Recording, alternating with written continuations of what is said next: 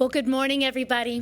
My name is Toshiko Hasegawa, and I am proud to serve this year as Port of Seattle Commission President and to share with you all this morning a bit about the work and vision for 2025 and beyond.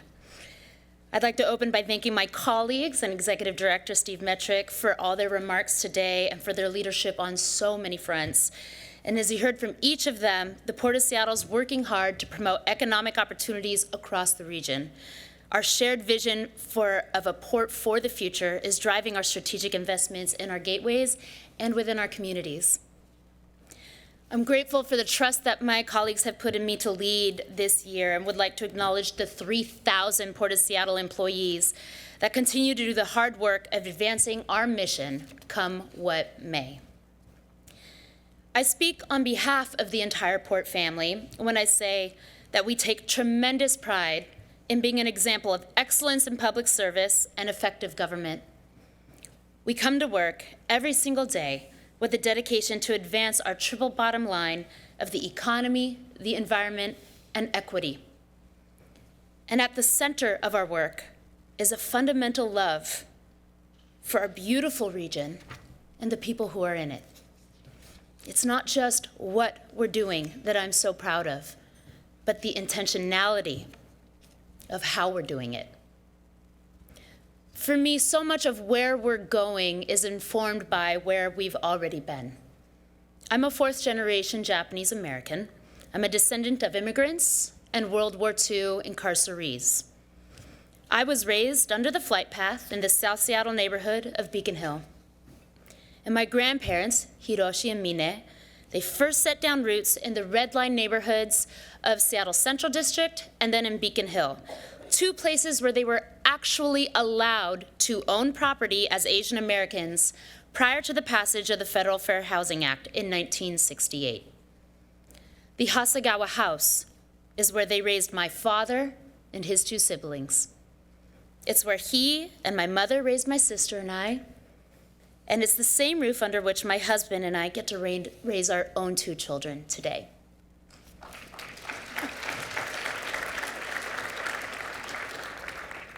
So in a country whose premise of fairness was built upon a legacy of exclusion, the path to here and now was carved through generations of hard work, advocacy, and sacrifice. All of us in this room have a family history and a story. All of us at some point needed a hand up. The commitment to building a better future is a legacy that we inherit from our ancestors, and it's our responsibility to pay that forward for the next generation. It's truly a privilege to take the mantle of leadership at this juncture, and I'm excited about what comes next. We all know that the world we live in is one of uncertainty, especially on the national and international stage. But we feel that at home as well. We feel the threats to our values, our environment, our civic life, our international standing, and our collective vision for the future. I firmly believe that local government is the first line of defense. It's where we can and should lead on our values. As an American, as an elected official, I personally will use every ounce of this platform and my privilege to be a voice for civil rights and social justice.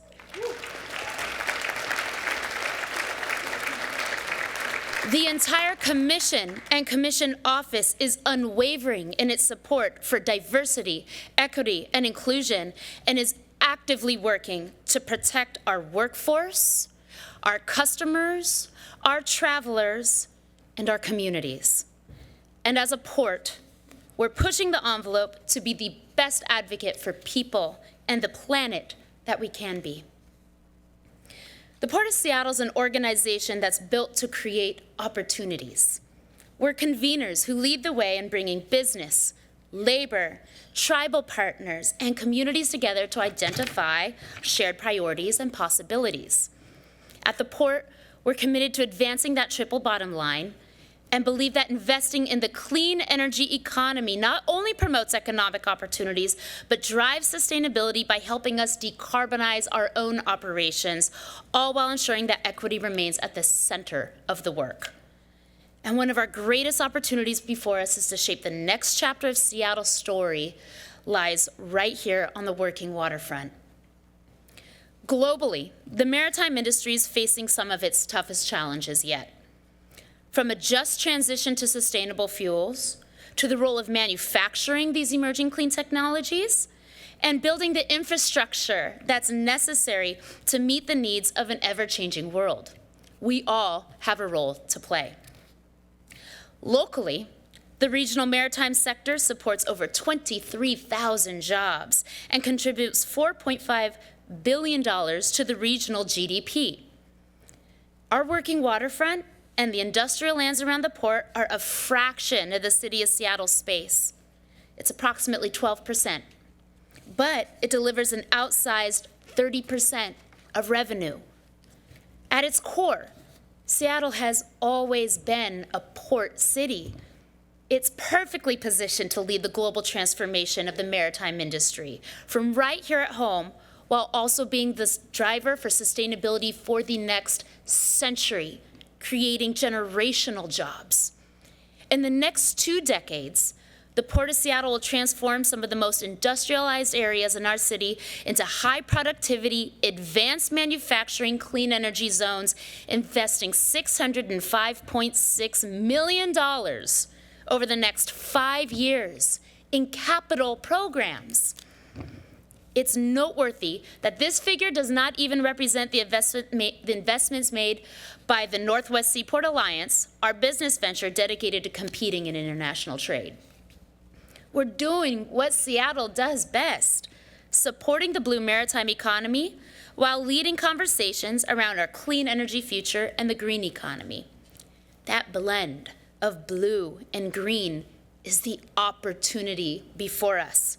A teal New Deal that positions the Port of Seattle and the region as a port for the future. We are ready to lead. The amazing thing is that this innovation is already happening on our waterfront.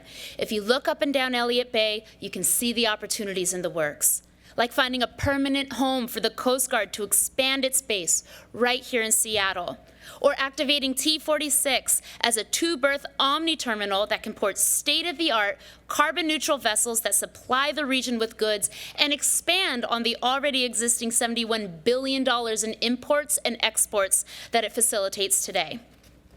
Its continued progress on our Green Cruise Corridor and a proposed Green Cargo Corridor for shipping that Commissioner Cho is going to Busan to sign a memorandum of understanding with South Korea in the next 2 months. And it includes the first pilot and feasibility studies for alternative fuels for cruise ships, which starts in spring in Seattle. These are a big deal, and it shows why the time is now for the greater Seattle area to realize its future. Where government leads, industry follows. And they say that a drop in the pond ripples to the outer edges. And that's what's truly exciting about the port, that what we do right here from home will have reverberating impacts for industry worldwide. That's why I want you to join me in thinking about this future. The port for the future and the heart of the global transformation of the maritime industry should be centered in the SoDo neighborhood. Its location and existing infrastructure make it quite literally our only choice to deliver economic development and maritime career opportunities worthy of this transformation. As Executive Director Metrick mentioned in his remarks, imagine SoDo as a hub for the clean energy, maritime, and industrial economy, in the same way that South Lake Union's a center for biotech and technology communities. Imagine SoDo as a center for job creation and the home of family wage jobs that keep our communities in community. From manufacturing to longshore labor jobs to shipping and supporting regional tourism with the cruise industry. Imagine Soto bringing forward the solutions of how we go from decarbonization to a new energy future. All of this requires collaboration with both our city and regional government partners, but it also requires collaboration for our partners in industry, labor, the tribes, and beyond. It requires all of you who are in this room. And to keep moving on this goal, we must keep industrial lands just that, a space where innovation and growth and the port for the future can come to life. I join Executive Director Metric in asking you to support our ask to the City Council to preserve port operations and our industrial lands. We're proud to work with our city colleagues, the mayor, and our partners in labor to sign landmark legislation last year that made the framework so Soto's future and the center of industry and manufacturing was clear. And I look forward to continuing to work with them and others around the region to continue that vision for the Teal New Deal that I've laid out today. We have everything that we need to make it happen: the resources, the ingenuity, the will. Maritime is what it is because of you. It's integral to our regional heritage and built into our personal histories.